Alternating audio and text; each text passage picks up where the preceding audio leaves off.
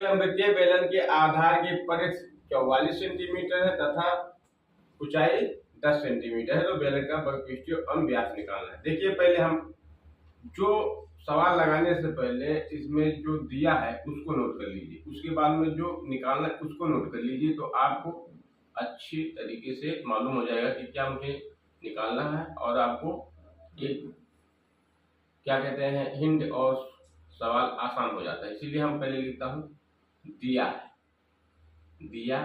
है, क्या दिया है उसको लिख लेना, इससे सवाल जो समझने में बहुत आसानी मिलती है। देखिए एक लंबवतीय बेलन के आधार की परिधि, ये देखिए परिधि दिया हुआ है, तो परिधि आपका दिया है परिधि, यही सवाल परिधि जो आपका दिया है 44 सेंटीमीटर।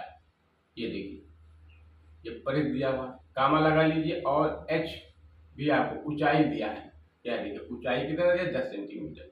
अब ऊंचाई निकाल लीजिए, इस तरीके से आप करोगे तो सवाल बहुत आसान है। अब निकालना क्या है बेलन का वर्कपीस एवं व्यास, तो निकालना क्या है बेलन का वक्र पृष्ठीय,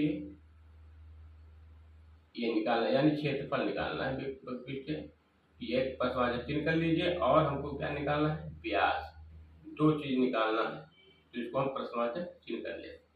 अब देखिए ये परिधि बराबर, आपको यहीं से देखिए आसान बना है, परिधि बराबर दिया है, तो परिधि बराबर क्या होता है बेलन का परिधि बराबर 2 पाई r होता है, तो r 2 पाई r बराबर कितना दिया 44। अब यहाँ से आप r निकाल सकते हैं, तो ये आपका हो जाएगा 2 गुणे 22 बटा 7 गुणे r बराबर 44।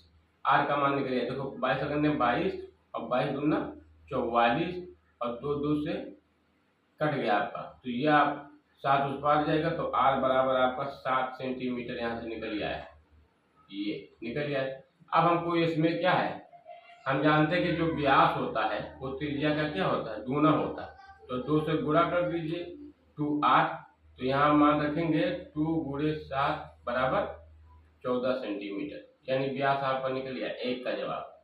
तो व्यास कहाँ, व्यास आपका 14 निकल गया है। ठीक, अब हमको निकालना है बेलन का वक्र पृष्ठीय क्षेत्रफल, तो आगे देखिए,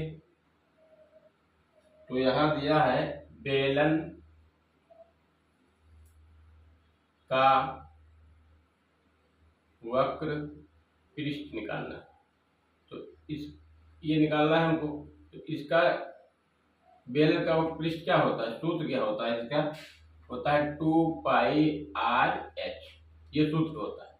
अब इसमें मान रख दीजिए 2 गुणे 22 बटा 7 गुणे r का मान कितना आया था 7 सेंटीमीटर, और h का मान कितना था 10, बस कटा दीजिए, 7 से 7 कट जाएगा, कितना बचेगा 22 दूना 44, देखिए 44 गुणे 10 बराबर 440, ये आपका हो गया वर्ग सेमी, ये आपका निकल गया है। आप कह सकते हैं कि बेलन, इसलिए बेलन का वक्र पृष्ठ बराबर आपका वो आया है 440 वर्ग सेमी, यही आपका आंसर है।